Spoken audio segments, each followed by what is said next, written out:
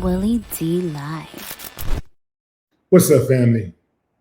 Did you know that the Pentagon threatened the Pope after he criticized Donald Trump, your president? Yeah, fam, it was so bad that Pope Leo XIV changed his plans to come to America. They had the Pope shook. Check out this article, fam. This article in New Republic. Relations between the U.S. and the Catholic Church have not been the same since January, when senior U.S. defense officials shared an abrasive message with a Vatican official. Days after Pope Leo XIV delivered his State of the World speech, Undersecretary of Defense for Policy, Elbridge Colby, summoned Cardinal Christophe Pierre, the Vatican's U.S. representative, to a closed-door Pentagon meeting for a bitter lecture.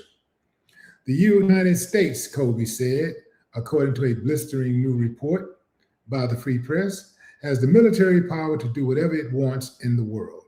The Catholic Church had better take its side. We can stop right there, fam. The United States has the power to do whatever it wants in the world.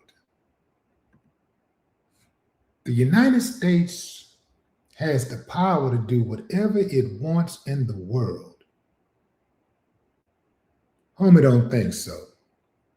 You know, if the United States could, it would invade China, because China is the United States' biggest threat. They would absolutely invade China. China is the United States' biggest threat. Let me clarify something. China is the United States' biggest threat to globalization.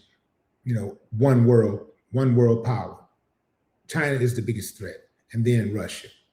So no, it doesn't have the power to do whatever it wants, because if it tried that with China, the world that we know would cease to exist.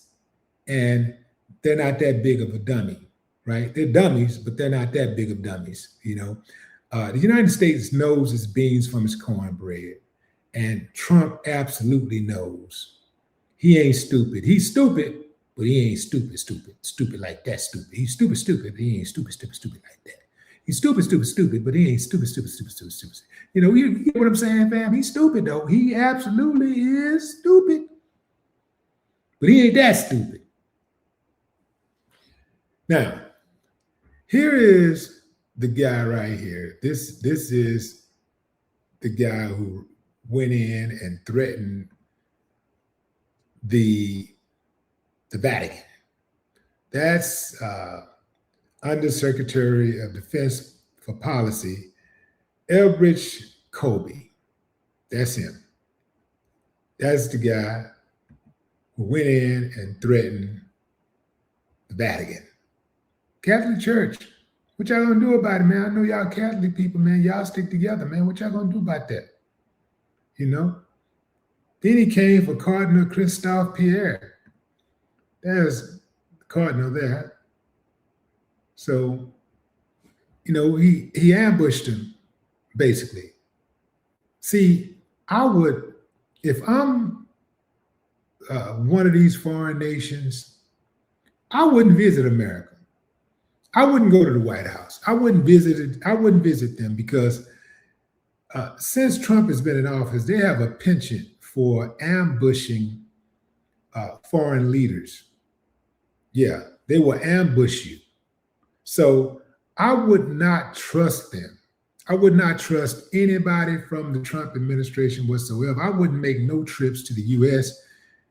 unless I was a sucker. Now, you a sucker, you won't stand for nothing, or you coming to do some criminal stuff and you know you gotta dance with the devil to get it done, then that's a different story. I suspect that's why Putin is always coming around here cheesing. You know, it's two birds. I mean, two wings on the same bird. You dig? So this idea of threatening the Pope and thinking that you can actually get away with harming the Pope. Let me tell you something, man, them Russians take the Pope seriously. Yeah, they serious about the Pope. In fact, all of Europe is serious about the Pope. So whatever we think of Donald Trump in the United States, man, all of Europe is on board, and then some with the Pope. Yeah. So they go mess around there, something could happen to you. Absolutely. The Vatican is not a pushover.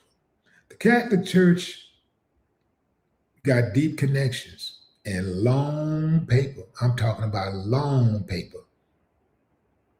That paper is so long that it gets stuff done. It moves things and people.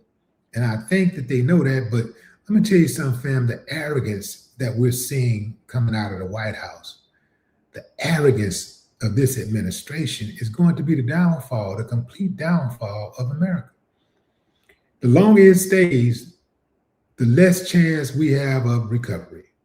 The longer these people stay in power, the less chance we have of recovery, because they are absolutely super arrogant.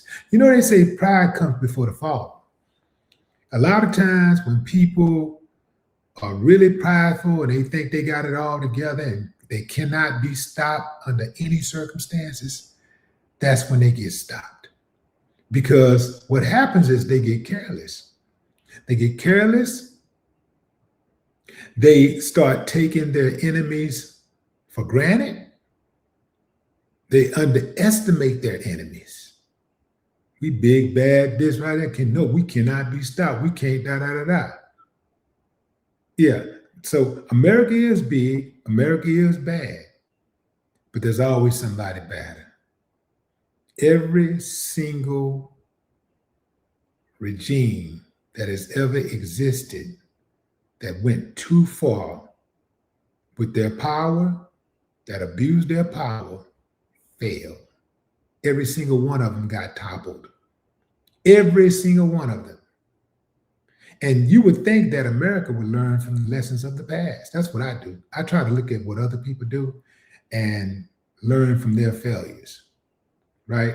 If I see somebody walk up to a fire and stick their hand in that fire and it burns them and they go, ha!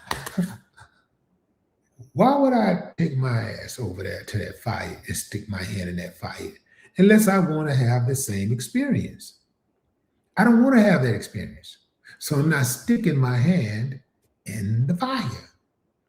So, but America is one of those countries that goes backwards socially. Societies are supposed to go forward. America consistently goes backwards. It's like, okay, we're making some headway here. We're making some advancements in this category, that category, this category. And then all of a sudden, an uncivilized mutt comes in and say, no, we want our country back. We want to make America great again. We want to take it back to the way things used to be. And then you have a lot of bloodshed, a lot of drama and trauma that happens. And that happens for some years and years and years. And then people finally catch their snap and be like, man, we've done all of this anger and pain and frustration and murder that was self-imposed could have been avoided if we had just sat down and had an understanding and had some common decency and respect for one another. Reminds you of anything, anyone? That's exactly what's going on with the war. The war does not have to be right now. Trump decided he was going to go attack Iran because he thought he had an easy lick. He thought it was going to be easy. Vance actually admitted that Netanyahu said that the war would be easy. So Netanyahu went and hollered at America, say, man, come on, man, help me get him, man. You know what I'm saying? I don't think I got enough military might to get him, but if y'all help me, man, you know, I know we can easily beat him, and then I'll chop it up with you, man. What you need, man? You know, I'll give you $1 billion. You know what I'm saying? I'll give you a couple billion, man. You know, just just bomb on them for me, man. And then Yahoo seemed like type of dude too that he'll hold what he got and let you use up all your resources. Because I don't believe that Netanyahu has used all of his resources at all, even close to it. He was like, you know what, man, y'all do the heavy lifting. I doubt if any Israelis have even died in the war at all. Because, Netanyahu knows he got him a super dummy out in the front. Man, just go out there, man, put them Americans' lives on the line, and you take the lead. I'm just going to fall back.